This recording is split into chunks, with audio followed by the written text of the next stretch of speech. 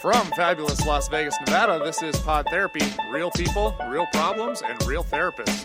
You can submit your questions anonymously at podtherapy.net or email us at podtherapyguys@gmail.com. You're now 2 weeks away from Halloween, and you haven't picked out a costume. Surprise your friends this year by showing up for the party as Nick and Jim from Pod Therapy.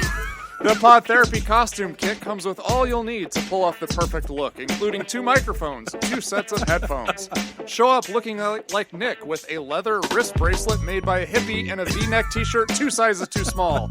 Or impress your friends with this Jim costume, complete with a glue-on Abe Lincoln beard and a Cheeto-stained Carolina Panthers jersey. Supplies are limited. Order yours today. Those are Doritos. And now broadcasting from the churn, that guy's Dr. Jim Jobin. I'm Nick Tangeman. Time for some Pod Therapy. It's funny. Those costumes available at Mervin's. And they're on clearance. Yes.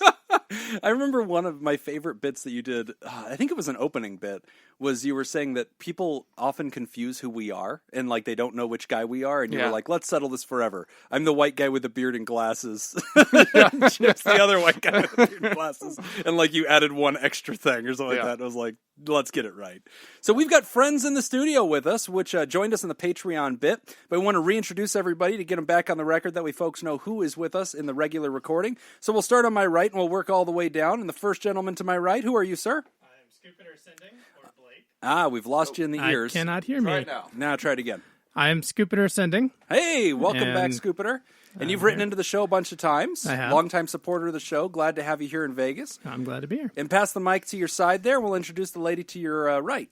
Hi, I'm Sara. Hi, Sara. Also Scoopy Doo. Oh, you're Scoopy Doo. Yeah. Oh, I super admire your Scoop name. Because I remember when I was like searching, I was like, I'm going to see if that one's available. And of course it was gone. Mm-hmm. You're the one. I think there's actually 2 of them. I just put the 2 words together, and I think the other one has them apart. Spaced them? Yeah. Okay. And there's probably like 700 Scooby Doo _1_3. Yeah. It's too good. It's too good not to have. So thank you for joining us. And you're from California. Yes, I am. Northern Cali. Very good. Northern Cali. Visiting Vegas for the weekend and the week. Very good to have you. And you've sampled a couple of shows of Pod Therapy, and so hopefully now that you're on this one, you'll listen to this one too. Yeah.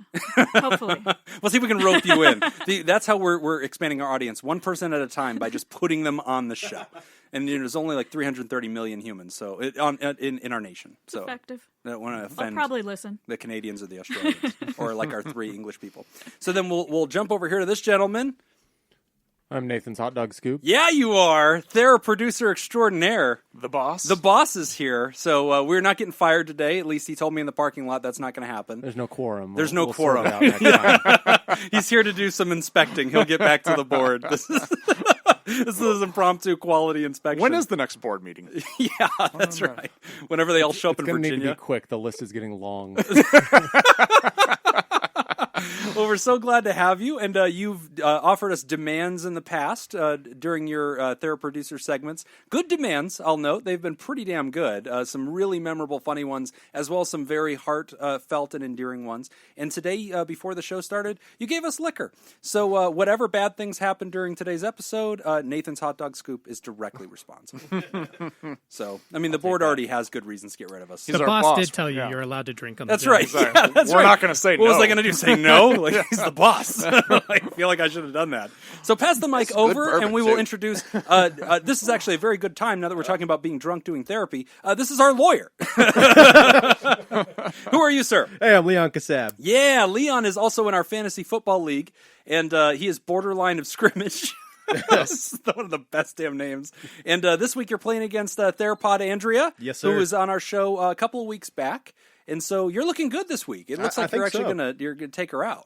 I think I'm gonna. How are you doing in the league? Are you kind of like 50-50, or are you? No, I'm 5-1 right now. Oh my gosh, are you really? 5-1. Holy cow! Wow, yeah, somewhere around there. I've had 1 loss to Nick. Wow. Yep. Nick's about to have another loss, and that's to me. So not going to happen. Nick is definitely winning. Yeah, thank you. Oh, I can't wait for you both to have to eat those words. I'm going to tweet this, and I'm going to tag you. It's going to be fantastic. Yeah, you always talk a big game right before the results come in, and then later. That's when you talk a big game. Yeah, and Should then, I talk a week afterward? No. But then I guess what I'm saying is, then when you lose, then it's like, oh yeah, crickets. I know I owe you sushi. I'll get you later. I totally paid my debts. You've both gotten your Months sushi later. Yes, it's on a payment plan. I didn't get you sushi.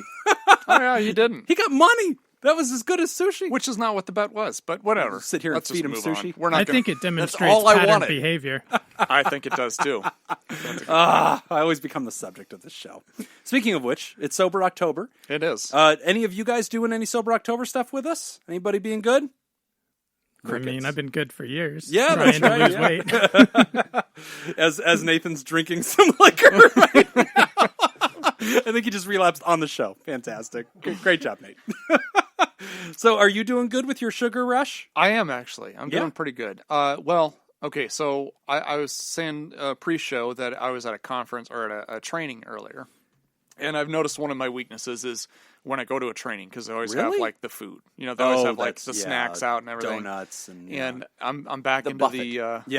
the buffet. Yeah. I'm back into the intermittent fasting, so I didn't have anything up until noon. Okay. You know, but then afternoon is when they bring out the cookies. Oh yeah, that's and right. that was a trigger for me. Yeah, to keep everybody and awake. I was like, oh, I can't, you know. And then I was texting Laura. I was like, they got cookies out and it sucks, and I really want a cookie. Nice. But I told her, I was like, but I've been able to, you know, curb the craving by eating bananas. Okay. And she's like, that's the most sugar-filled fruit there is. And I'm like, oh, damn, it is. And I looked it up. It's like 42 grams of sugar in It's a banana. popsicle. Yeah. And meanwhile, I'm like on my third banana. I'm so proud of myself right now. I'm So- just eating this banana dipped in pixie sticks. No cookies for me. Some people call it nature's Snickers bar. That's right.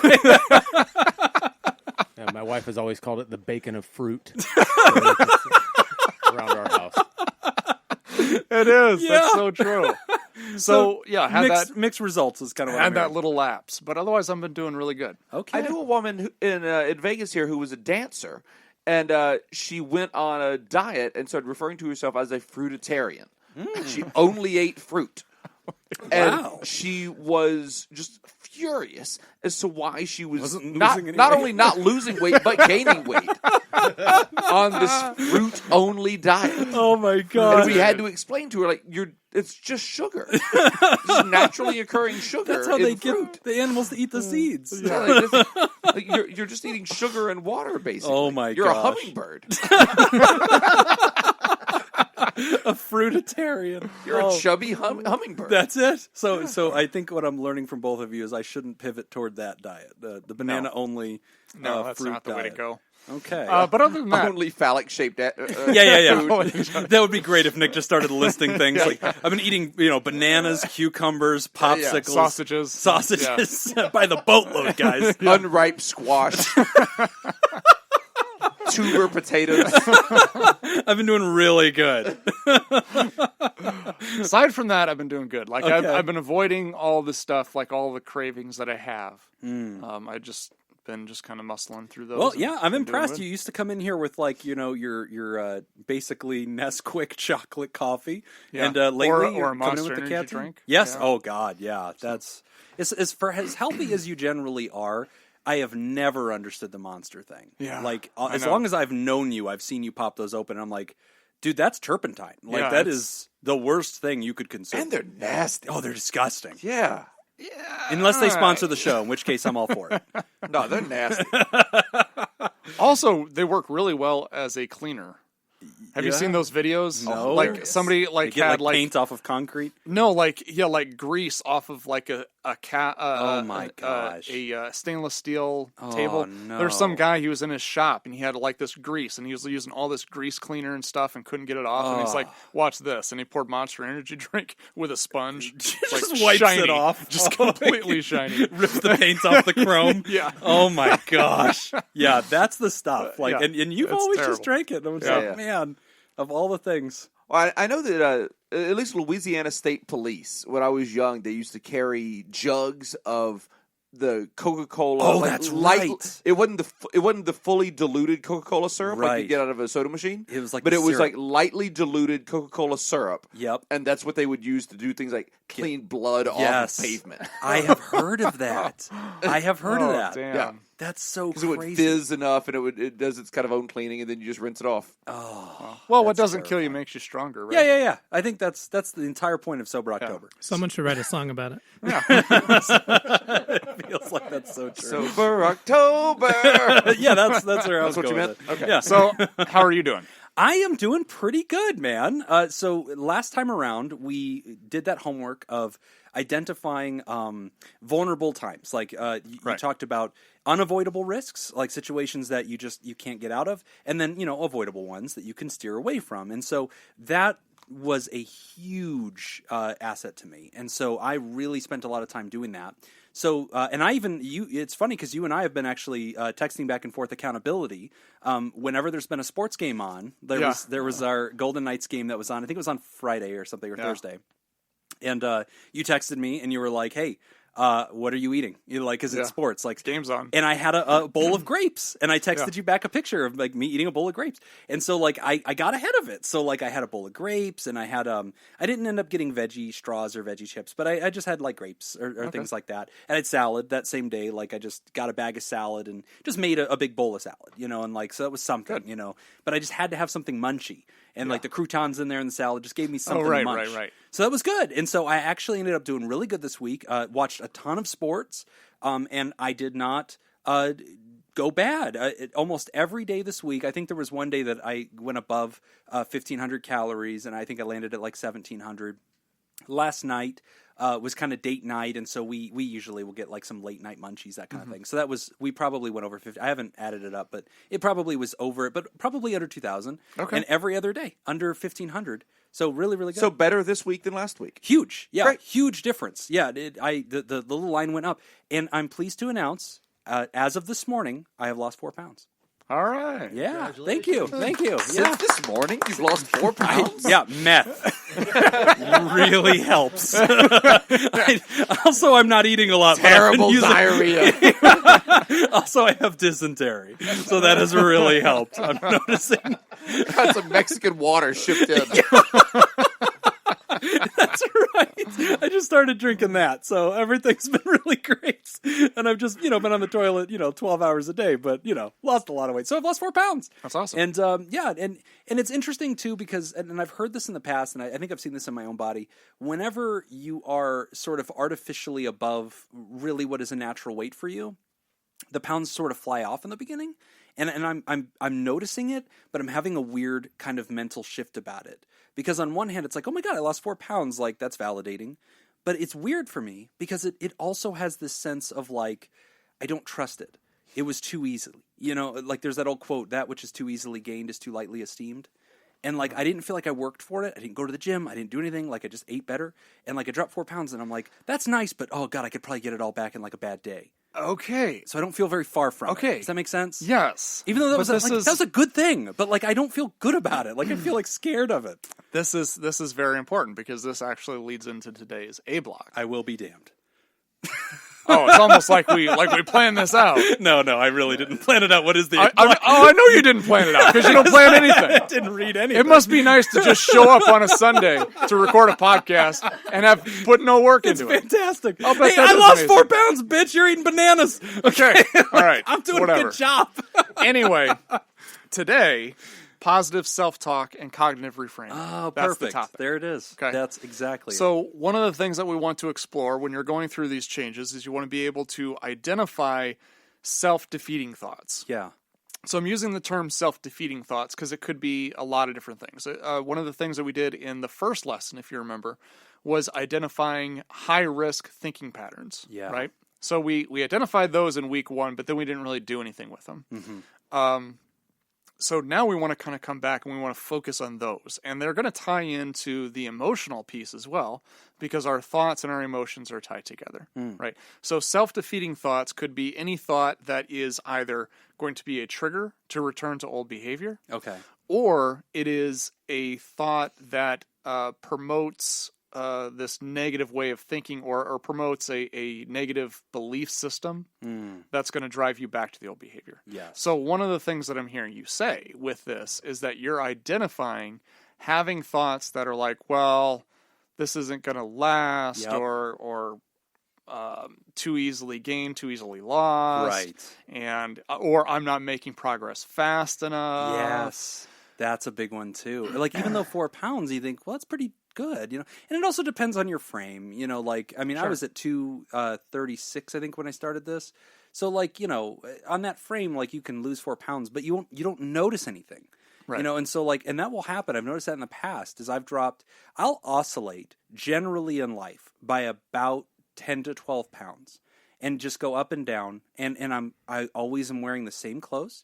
Like, I don't have to change sizes. Nobody notices. Nobody says anything like, oh, you know, and I don't notice. And that's a big part of it too. Like I weighed in this morning and, you know, so I'm getting ready or whatever. And I look in the mirror and I'm like, okay, I don't expect there to be a difference. Like, I look identical or still unhappy, you know? So I look at it, I'm like, I got a long way to go. And then, like, I step on the scale. It's like 4 pounds. But it didn't feel like victory. Right. It didn't feel like I did anything. Like, I wasn't even that proud of it. I was like, okay, but who knows? That's probably nothing, you know? Like, ugh. So these thoughts can appear in a couple different ways. Because in one way, they're kind of appearing in your overall belief system about what you're doing and not making enough progress. Right. These thoughts can also appear in a much smaller way, which is just kind of those micro thoughts that you have when linking to an old behavior. Right. Like, I'm watching a game, oh man, a cheeseburger would be really good right now. Or, oh, a pizza would be really good right now. Yeah. Or something like that. So having those thoughts, that euphoric recall, all of that, there's a lot of different ways that it can appear. Yeah. So I guess we should probably talk first with some of the, I guess the first thing, if we're going to make progress, if we're going to get to cognitive reframing or cognitive restructuring, we have to first be able to identify the thought. Okay. And that's the thing that most people struggle with. Is even figuring that out. Yeah, even recognizing that thought as being destructive. Yeah. Right?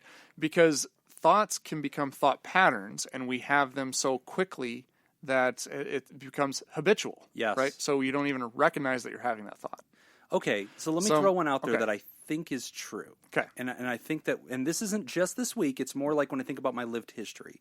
So like I said, I oscillate up and down like 10 pounds. Mm-hmm. So in this case, here I am down 4. A, I don't feel like it's a victory. But B, another part of my brain says, psh, that was so easy, dude. You don't even have a problem. Like, okay. Oh, no problem. That was easy. You could probably drop 20 in by this rate, you know, by November 1st. Oh, you're going to be down to like 200 flat, you know, like, psh, this is so simple. And like, I know that's not true. Like, I know that it's not easy. I know it's going to take some work, but I trick myself into thinking, let your guard down. This is a no-brainer. And that's not true. Okay, so that becomes a destructive thought because why? Because it results in me letting my guard down. And then what will happen is I'll overeat because I'm like, oh, this is no big deal because look how fast I can lose 4 pounds. So I can have a great cheat day because who cares? I can lose 4 pounds in a week, no big deal. Right. But like you stack those kinds of failures together and you never lose the weight. Exactly. But that's what will happen. And that's what we see that happen all the time when we worked at the rehab. Yes. Right? When people would say like, okay, well, you know what? If I go back and I use just tonight, right, it's going to be okay. Like nothing bad is going to happen from one use, right? And then if you get through that one safely, then you convince yourself no big deal, right? Yeah. Well, but then you always you have to counter that thought with, well, when was the last time you used once? Right. Yeah. Right? Oh, it doesn't happen so one time. And that's my issue too with the sugar, right? Yeah. Is I can easily get into that pattern of thinking where I'm like, okay, well, I can have, you know, at that training, I can have one cookie. That's not going to throw me off. Right. Right? I can do that. Now that is logical. Right. That is rational. I'm probably correct. I could have one cookie and it's not going to destroy me. Right. It breaks down though when was the last time I've eaten only one cookie? And that's what happened to me last week. Was I had a great Monday through Thursday. I got to Friday. It was sports day. I binged and mentally telling myself, oh, you can have a great day because look, you did so good Monday through Thursday. But it didn't confine itself to Friday. It spilled over into Saturday, into Sunday. And it was like I gained it all back. Yeah. All the calories that I had spared Monday through Thursday came rushing back and I weighed in at the exact same weight. And if you probably would have weighed me on Thursday, I probably had dropped a little bit. And it all came back on in the next 3 days. So when I think about this week, that is a very interesting takeaway, that to identify that thought, as you were saying, we have to first identify the thought. And I know that my thought, it's complex because it can go negative, it can go falsely positive, where I can trick myself. Either way, I'm not accurately seeing the situation. Right. I've dropped 4 pounds. Part of my brain will say, that was so easy, no big deal, you can binge. Part of my brain saying, you've really attained nothing. And there's nothing here to be, proud of, or that you're doing a good job. So, like, both of those play, bedevil me a little bit. So, going back to that first thought or the second one, I guess, in your case, that thought of, it's not that big, or it's not making enough progress. Right, This haven't is not done much. Yeah. Where do you think that's coming from? That sort of negative reinforcement? Because of the yo-yo. Because I've so often dropped and then gone right back up. Because I've even been down. I remember my lowest weight probably in the last 5 to 6 years. And again, it had to do with my daughter going to the hospital, my anxiety being terrible. But I weighed in at like 190 at one point, or 195. And that was the first time I've been under 200 probably since college. And so like, because I have that memory, anything between the weight I'm at and that number doesn't feel real. So like if I lose 4, it's like, well, you can gain that right back. You gain back 50. You know, like you can gain this back in a second. So don't believe in it. Don't get too excited because this could all be taken away. Okay. So now let's get into cognitive reframing. Yeah. So if we're going to restructure that, essentially what we want to do is we want to take these thoughts and we want to make them something that is going to be helpful for us in pursuit of our goal. Yes. Right. So how can you take that thought and kind of restructure that? Restructure it. Reframe it so that it is a helpful thought. Right. Well, 4 pounds is 4 pounds. You know, as you often say, take the thought to court. Right. Because your fear is nothing's been achieved. Okay, convince a judge, you know, that nothing's been achieved. And they say, okay, do we have, I don't know, a measurement of some kind? And it's like, well, yes, judge, you know, 4 actual pounds is off the dude. And last time he didn't do a good job at this program and he didn't lose 4 pounds. So there's evidence. There's an evidence of the pattern, right?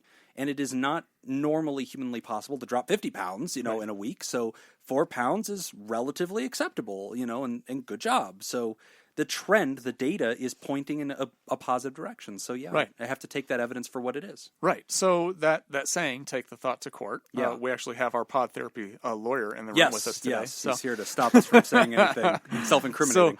So to kind of break that down and explain that, essentially the argument is if I'm presenting a case, I have to provide evidence before.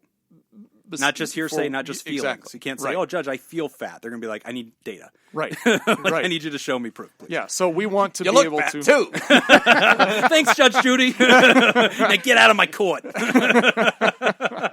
We need to have evidence to You support the argument. recognized that I was doing a Judge Judy impression.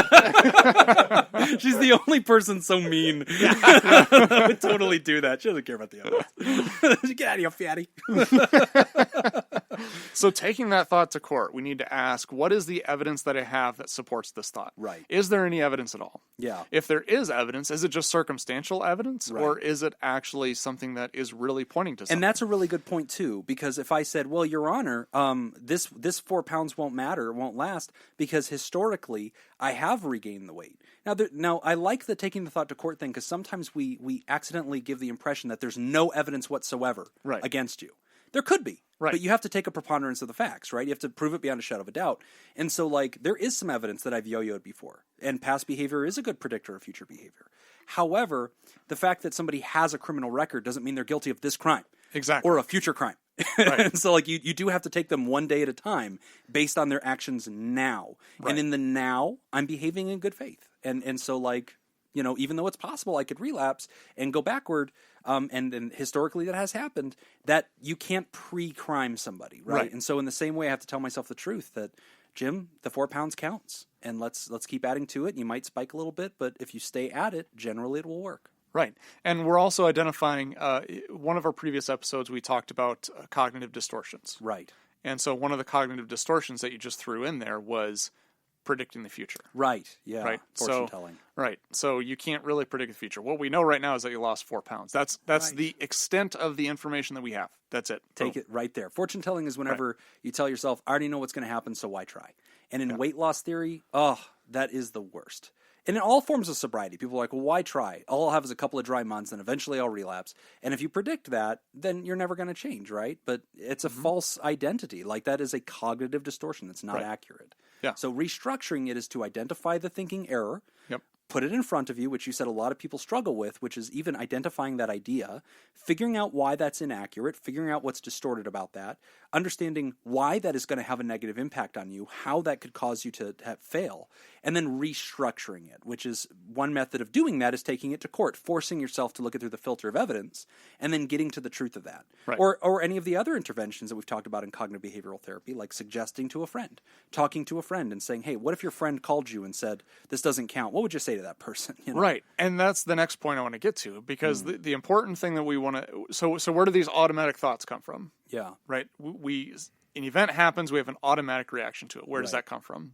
Yeah. That comes from a belief system. Right. So we have developed a belief system based off of past experiences, the way that we view the world, and therefore everything that we view goes through the filter of our belief system, and then we respond with an automatic thought. Yes. So the automatic thought may not be rational. Yeah. Because we're using it to support a belief system that doesn't fit reality. Right. Right? So the example being like, if my belief system is, I'm stupid, I'm dumb, I'm never going to amount to anything, and then I'm in class and I get an A on my chemistry test. Yes. My belief system and my reality don't match. Yes. Right? So I have to find some way of resolving this conflict in my head. Yes. I either change my belief system, which is, oh, maybe I'm not stupid, but our belief system we think of as reality, right? We don't see it as a belief system. We've never even thought to question it. It just is. It just is. Yeah. So it's hard to change a belief system. It's easier to distort the real world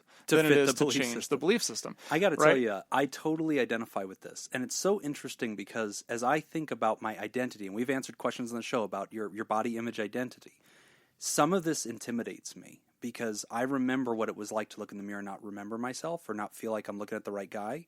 And even though 4 pounds is literally nothing for me yet, I think back to my past failures and I think, Jim, why are you even trying? Like, this is a fun gimmick for your show. But like, and maybe it'll really help a person who really needed this. But like, we both know you're not going to make it. Like, we both know you're going to finish October. And even if you're down 10 pounds, it'll be back. It'll be back by the end of November. And like, it's so defeating, but as you just said, it's such a belief that I don't even question it. Right. It's just true.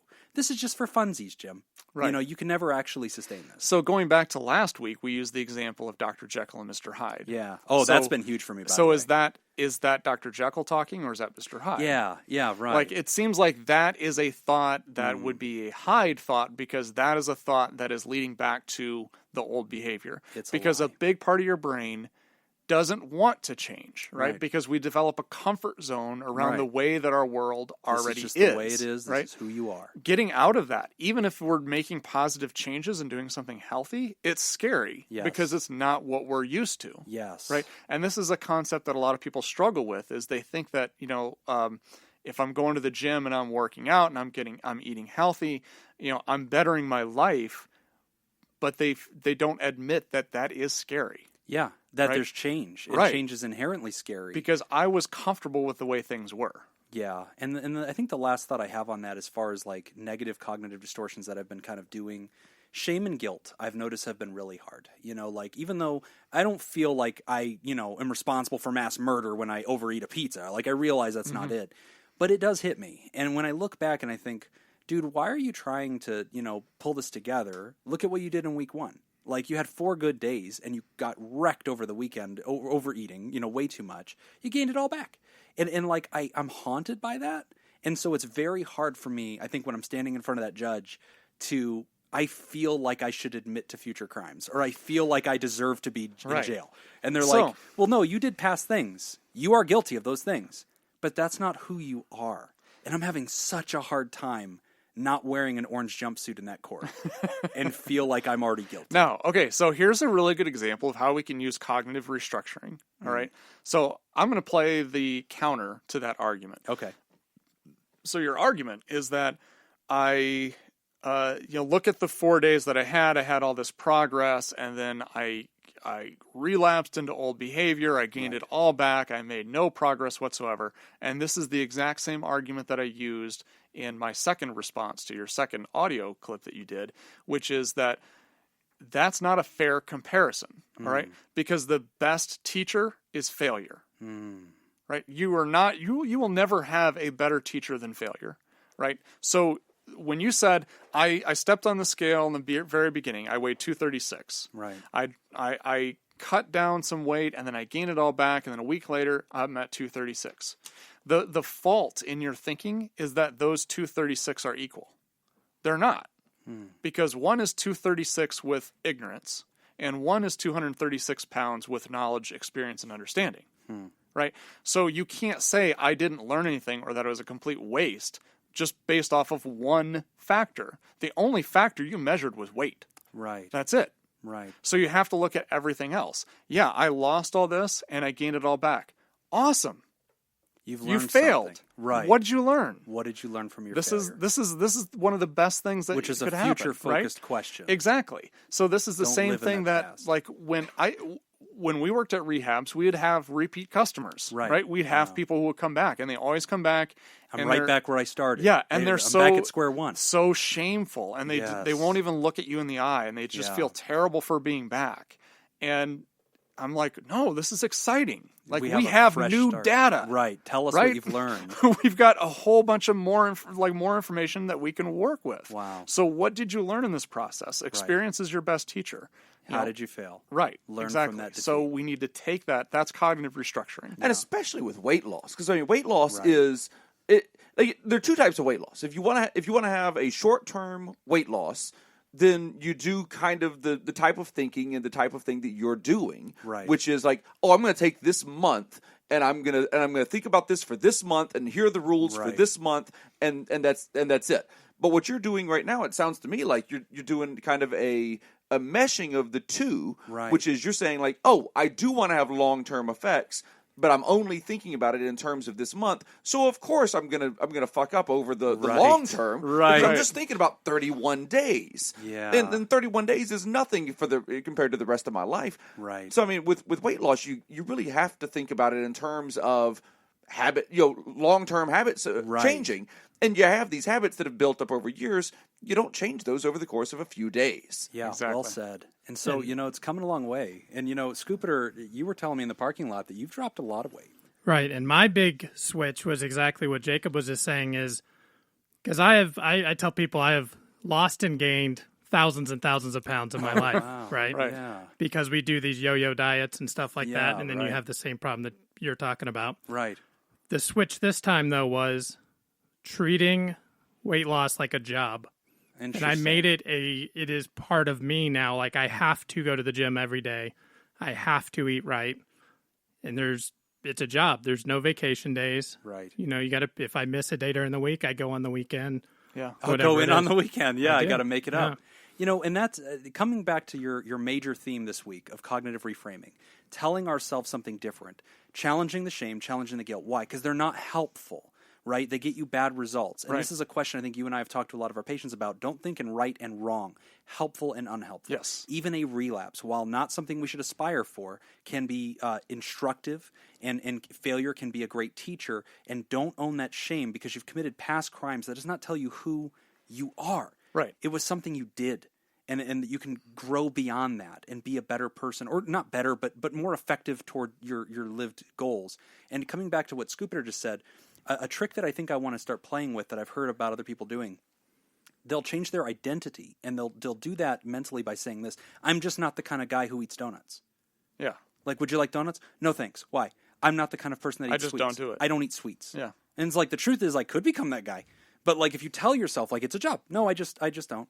Would you, would you like cheeseburger? Oh, no, thanks. I don't eat fast food. That's exactly what I tell people at work. Really? At the show, when because people bring in like sweets and cakes and cookies all the time, and I've just told all of them like, no, I'm not really a sweets guy. That's it. And so they don't offer me, because every now and then, like, sure, I'd eat a cookie, right? But just they generally, but they don't offer it to me anymore. Yeah, and it seeps into your own head. I think you start to mentally just tell yourself, "Yeah, I'm good. I don't crave that. I just don't like sweets. Or I don't like salt." Because all it takes is like, oh, there's a tray of cookies there on the desk next to my desk. Right. I could have a cookie easily, or I could just go over here and get a glass of water. Right.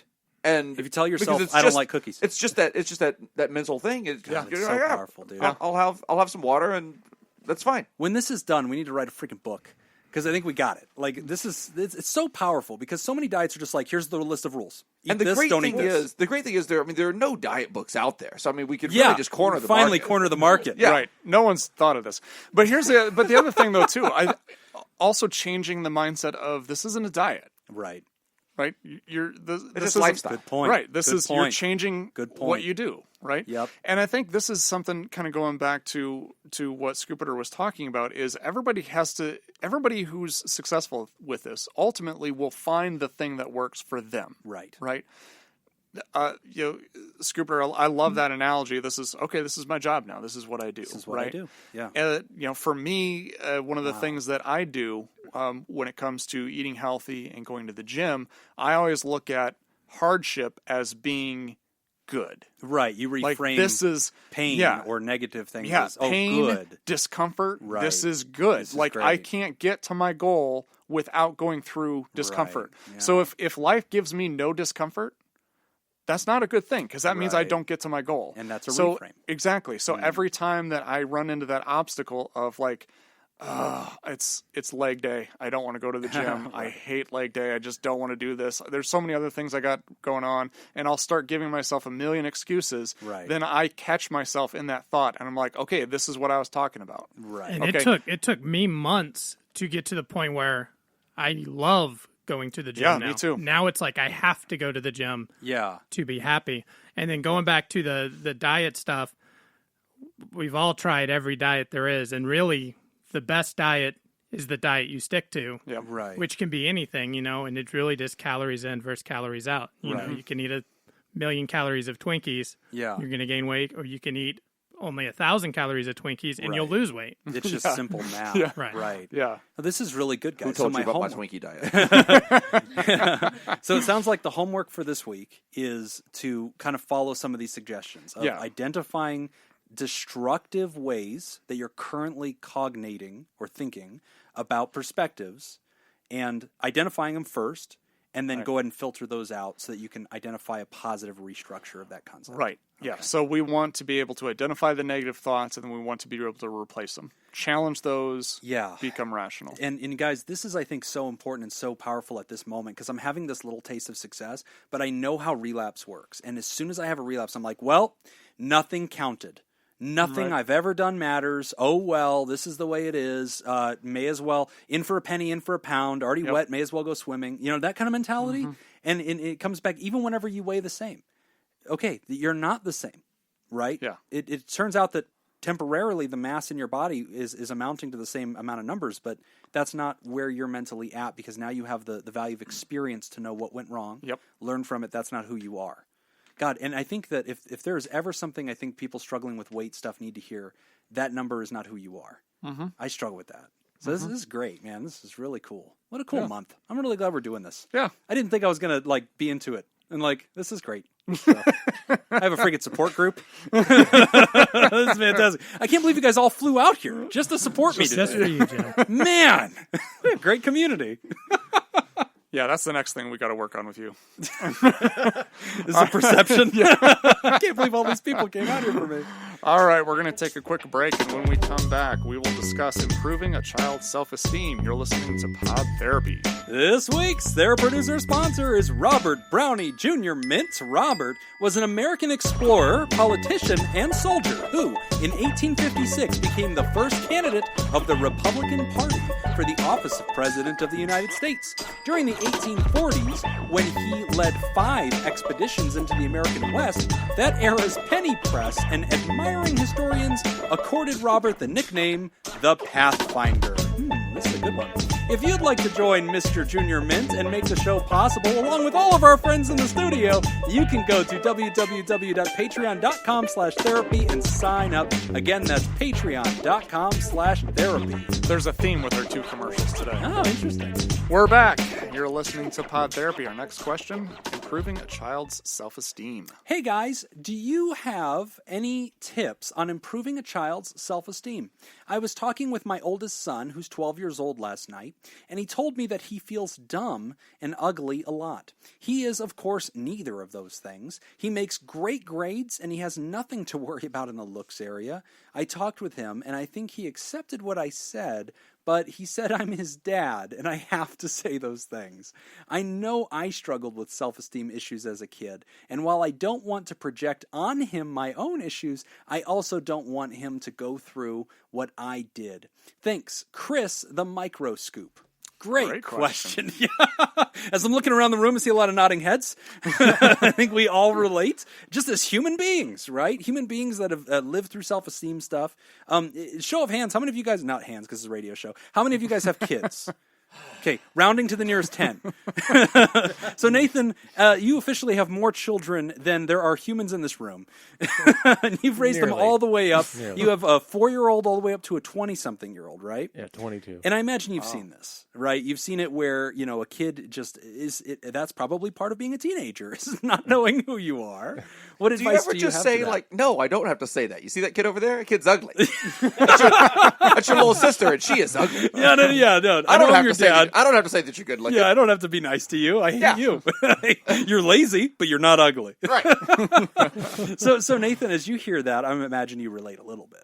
Yeah, to some degree, Jacob's a little bit right. It's don't say that. The nonstop flattery is not something I'm going to push. I'm right. I'm not going to go for that. There are realities and weaknesses, but I think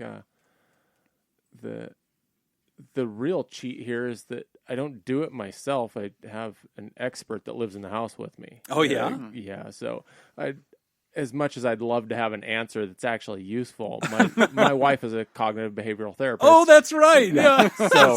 So you just defer, specializing in teenage boy trauma. Right. So, you'd be like, hey, just let me hand you over here to mom, and I'm going to go golf. Yeah. So what do we do about this one? I was an Army interrogator, so I don't have anything on that. Yeah, and you left out 8 other things. Yeah. I don't have. Generally, I think as long as you've got the mentality that you can express those emotions, like Chris is talking about, his kid is telling him about his emotional response. Right. That's more than a lot of kids already do. He's making that connection. That's huge. A good point. That's huge. Expanding on that is, clearly he's already there. Yeah. He's asking the questions. And one thing, Microscoop, that I think you're hearing Nathan say, and we want to echo, is this is so normal. There's nothing wrong with your son. I mean, a 12-year-old, we all remember what it was like to be teenagers. All of us that have worked with kids. Nick, you've worked extensively with youth. I was a teacher for years. I've worked with kids. Raising kids. We've all seen this. And so it's extremely common that people are going to have that self-doubt. Hell, whether you're 12 or you're 42, like you're going to have that self-doubt. But I think what Nathan just said is so key. The fact that this little human is sitting down and telling you, and the fact that you're just receiving that truth, and you can, you're allowed to authentically respond, which is, son, that's not true. But I like the way that Microscoop did respond, which is to say, but the evidence says, right, because that's what we're talking about, taking the thought to court. The evidence says you have good grades. So we don't have to wonder whether you're dumb. Like, we have a method. It's like we have this entire scoring system to subject you to. You're doing fine, like you're not a dumb guy. And then a lot of kids, I think, are going to feel ugly. And like, that's tough. I mean, it's always challenging. I think very few humans, even like, if you're the captain of the cheerleaders or if you're a model, like I've literally worked with clients in the past who are have attained professional success because of how they look. And I cannot tell you, 100% of the time, I will hear them sitting there on that couch talking about self-doubt. And it's like, none of us are immune to this. Oh, yeah. I'm the same way, too.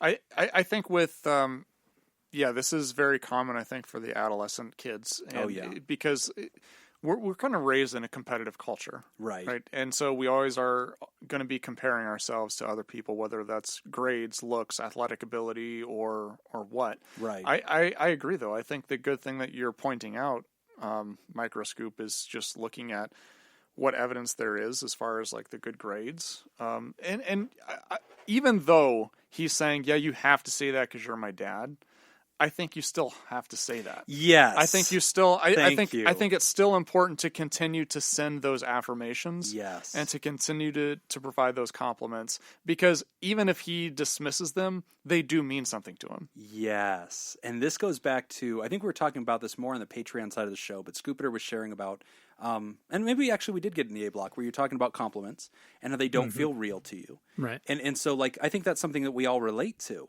But Nick, I'm so glad that you said that, because in the past we've talked about being a parent. And I do believe that there's value in a parent being honest with you at times and shooting you straight. But over and above that, especially when you're raising a teenager, whether that's a boy or a girl or otherwise, I'm a big fan of what you just said. Yeah, he expects you to say that because you're his dad. And I want you to say that because you're his dad. There's plenty of humans on this rock that will belittle him and tear him down and give him hard truth and false truth. You're supposed to be a cheerleader. You need to be this one person who has unconditional positive regard. That doesn't mean you can't tell them when they're wrong, but it means like whenever they have deep-seated identity doubt that whether they have value as a human being, as a parent, I want you to have a very quick message to that. Nope, I love the hell out of you. You're great. Oh, Dad, you have to say that. Maybe, but it's true. Like, I'm not faking it. I sincerely love the hell out of you. I think you're gorgeous, and I think you're brilliant. And even if they go, bah, and wave their hand at you and go, oh, whatever, and go back to their room and pout, that's fine. As the parent in the room, I still want that to be always your reaction. I think you're still teaching them how to think critically. Yeah. Right? I think by constantly challenging that thought that they have, right, essentially you are teaching them how to challenge their own thoughts. Right. Which goes back to what we were talking about with the weight loss thing. You know, when you have that thought of, oh, this is terrible, I'm never going to be successful. Right. You have to be able, that other part of the brain has to kick in and say like, okay, well, no, let's actually be rational about this. Right. Give yourself a fair shot. And wouldn't not doing it be even worse? Yeah, you're only reinforcing it. If somebody said, I feel ugly, you're like, which is a very therapist move, because like that's always a weird one to tread on, is like, you know, whenever we do have somebody that says, oh, I just feel really unattractive, I feel like I'm not sexy, I feel like nobody desires me, we can't, ethically go, what are you talking about? I'd hit that right now. You're totally hot. You're totally hot. You can't do that. Couldn't you though have them narrow down what they define as attractive? You could, so you could say, well, I mean, tell me what you think is attractive. But sadly, in this Instagram culture, though, and this is something we've seen a lot of with our youth, is social media has wrecked them in this regard. And I think that all of us as kids remember that it was tough. We're looking around the room, we're all about 30s, 40s.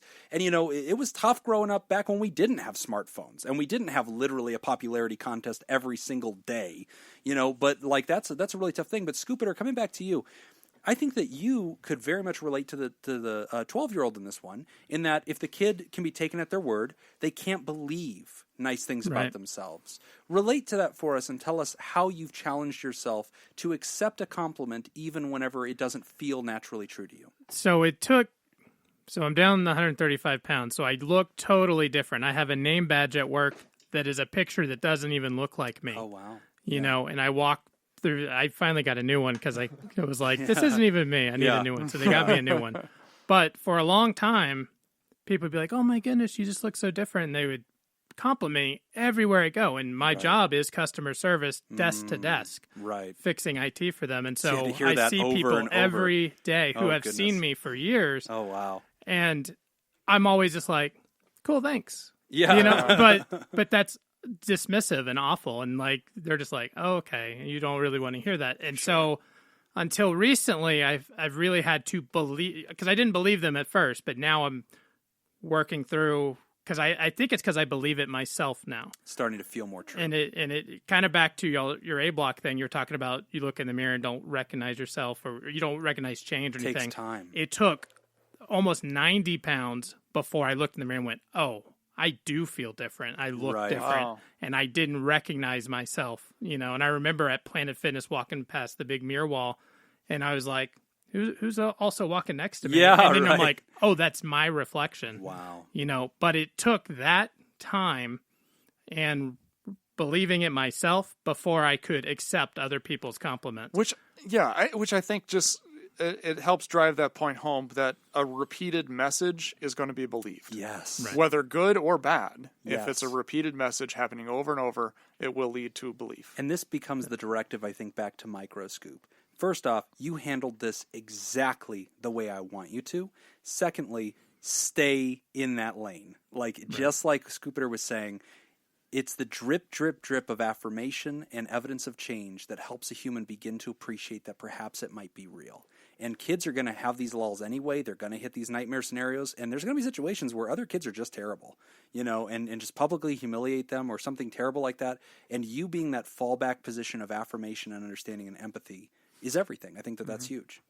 Yeah. I'm just on a lot of that. I think about a month ago, I had a conversation with a coworker, and it brought to mind the idea that it seemed like a lot of interactions seemed to only happen for the purpose of getting validation. Right. Oh gosh. And then I started thinking about that in my interactions. My job is specifically a lot of dealing with people who are having a lot of problems almost all the time. And I started thinking in that mindset as they're coming to me, every word they're saying, if I imagine that they're looking for validation, my responses to them were a lot easier to get right. Yes. And at this point, like the part of me that studied philosophy in college is like, there's like a whole field on the idea that every interaction you ever have is for validation. Right now, I am saying words to you that I want validated. Right. No matter what, either from you or from someone else, every action, every, interpersonal communication of any kind. I'll tell you what, want that validation. That concept is a whole show. I mean, that could be such a fun show, but Nick and I, we get to visit with, therapists in training, and so we get to talk to students and stuff. And Nick has brought it up on the show before, but one of his messages that I've stolen now, because I steal most of my best stuff is just stuff Nick said. But now that we have a show, it sucks because people know that he's the guy who said it. But your default position is a cheerleader. And some people, they hear that and think, oh, that's hollow. That's disingenuous. No. I genuinely like humans. I genuinely do. And when my fundamental perspective is, what do I like about a person? It becomes much more natural to interact with them and to just be an affirming presence in the life. And whenever you're doing that, people are like, hey, this guy's all right. Like, how bad could he be? He likes me. Like, he has great taste. And I think that comes back to that greater truth, which is that humans need that. They crave that, whether they say it or not. One of my favorite lines that you hear from people is, well, I don't care what people think about me. I don't give an F, and it's like, as a therapist, we always laugh when we hear that. We're like, oh, is that right? Like, I like hearing that in session because you're hoping I literally affirm that statement. Right. You're hoping I go, wow, you sound like a badass. Then you'll go, thank you. Thank you, I am. I'm a maverick. I don't care. You sound like that. Wow, You're a toughie. Yeah, no, I am. Thanks. It's so fantastic. Anyway, you're right, though, Nathan. And to microscope, I think the consensus you're hearing in the room is, A, we all think you handled this right. You're definitely, and don't be afraid to, you said, I'm scared I'm going to put my own insecurity on my kid. We all get that. You're not going to. You're affirming your kid. You love your kid as a parent. But the fact that you can relate in a human way, I think, is remarkably important. Don't lose that. But as Scoopitor said, the drip, drip, drip of an affirming positive message is valuable. And I think a lot of parents fear that they're like, gosh, but, the kids aren't going to hear me because I'm just their parent. Maybe I should change my message. Maybe I should try to be more raw and real. There's times where raw honesty, like when your kid's like, hey, should I sign up for this Discover card when I'm 18? And you're like, no, you're not responsible. Like, okay, like tell them that. But like all the way up to that point, I think your default position is affirmation. And I think that's actually what's called for, especially if you're the parent. Yeah, and I would say too, just my last bit of feedback, if the issue has to do with being smart and his looks, as you're providing these affirmations, don't just focus only on his intelligence and his looks. Focus on other things that you can compliment him on, other factors, other small things that you notice throughout the day. I am so glad you said that. Every parent listening to this, homework that you have immediately is to open up a note in your phone and write down a list of 10 qualities you like about you. Nathan just got up and went and got his phone. Write a list of 10 qualities that you like about each kid. So, Nate, it's going to take you an hour. You got a lot of kids.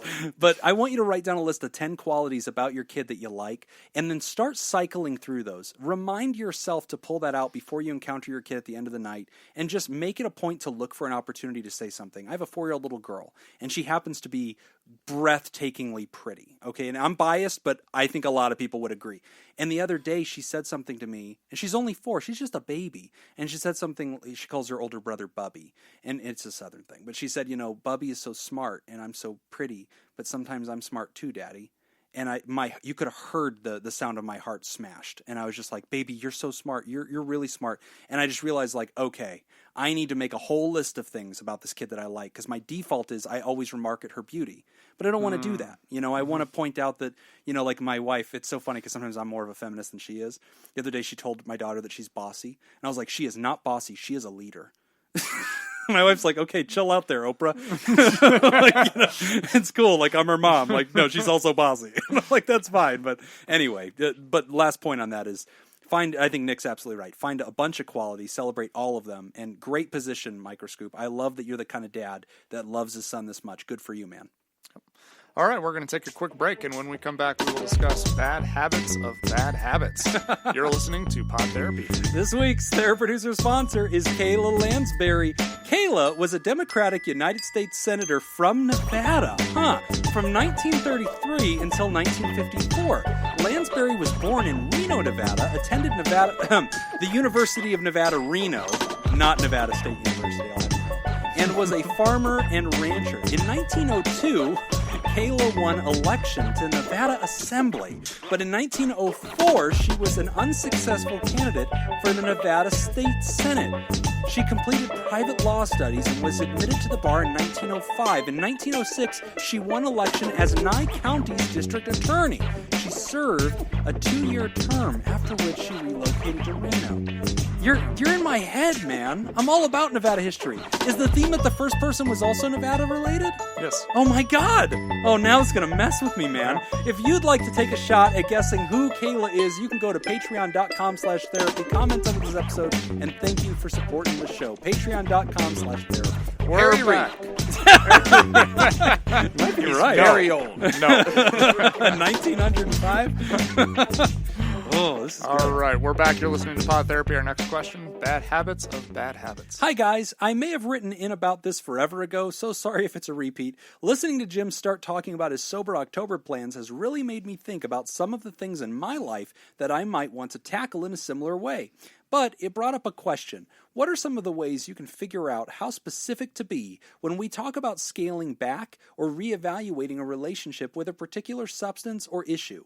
To me, I see the same or similar issues manifested based on different environments. If I'm in Vegas, it's gambling. If I'm at a bar with friends, it's drinking. After work or when I'm tired, it's fast food. Any advice on whether it's better to deal with this type of thing one by one, or to make it more manageable, or whether there's something to potentially look at from a larger, more general impulse control perspective? Dan. Oh, Dan. Yeah, that was a really good question. Dan from Arizona. Yeah. Dan, is anybody playing Dan? I'm not. You and I are playing each other. Yeah. He's also in our fantasy football league. He is Pod Therapy listens to you. Yes. With a picture of Yakov Smirnoff. This is a really good question, Nick. And I think that we've had this question asked to us in a very practical way in rehabs, because people will be like, well, I'm here to stop using cocaine. Right. But I'm still going to drink alcohol because I don't want to take it all on at once, because I don't want to overwhelm myself. And we're usually not very enthusiastic about that. And why is that? Because you're still messing with the same part of the brain. Like, the same part of the brain is being triggered. You're still poorly managing your emotions. At the end of the day, you're not living life on life's terms. You're still running to something that you're using as a self-medication ability to sort of escape your reality. So, yes, you've substituted cocaine for something else, but it's the greater problem of acting out in this sort of like pleasure-seeking way. Yeah, in the same sense that there's a reason why people are using something, right? And it's not just because they just enjoy it, right? If that's it is that impulse control reality. Yeah, but then there's also it's used also as an escape from something. Yes. Like we see now, trauma is the big thing, and how trauma is so hot right now. Well, I mean, as we learn more, Hansel. as we are learning more about the brain, we are understanding how trauma fundamentally affects the brain, and how that affects then how people cope with it, and how they use substances and able to deal with that. Yeah. So if we're talking about, I have a specific problem with a specific substance, and I remove that substance, but I'm not addressing the underlying issue, then it's just replace that with anything else, and you're going to run into the same problem. Have seen a ton of this, Dan, and again, you're not saying this, but I just want to equate to what you're saying. In Vegas, as you probably have heard, marijuana is quite legal here. And that's fine. Use it recreationally. If it's not a problem for you, use it. Quite legal. Quite legal here.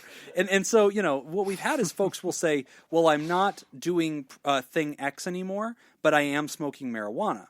And that's always a tricky thing, I think, for substance abuse clinicians like us, is because on one hand, we definitely want to affirm the theory of what we call harm reduction. Like smoking marijuana is non-lethal, compared to like using heroin is extremely lethal. So like we definitely, it's not lost on us, the distance between those two behaviors. And at the same time, as your therapist, we generally want to get way beneath the surface. And what Nick just said, uncover the real reasons.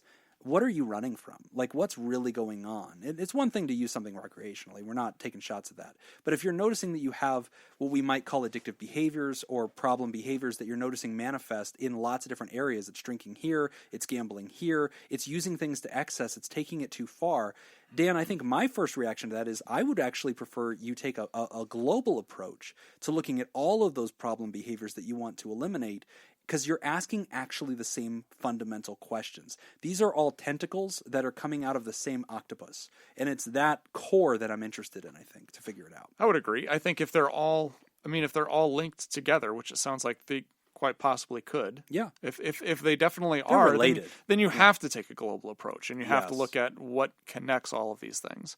It is possible that maybe these aren't related. Right. I mean, maybe it's just these are just different things, and it's like, well, when I'm in Vegas, it's gambling. Sure. Because it couldn't be gambling someplace else, or it's less likely to be gambling someplace else. Right, yeah. Right, like if I'm in Utah, I don't have this desire to gamble. Right. But when I go to Vegas, then I do. Well, yeah, because gambling is here. And for the record, Dan, you should gamble as much as possible whenever you're here. Just leave all of your money. In fact, all of our guests, I hope that you're all playing high-stakes everything.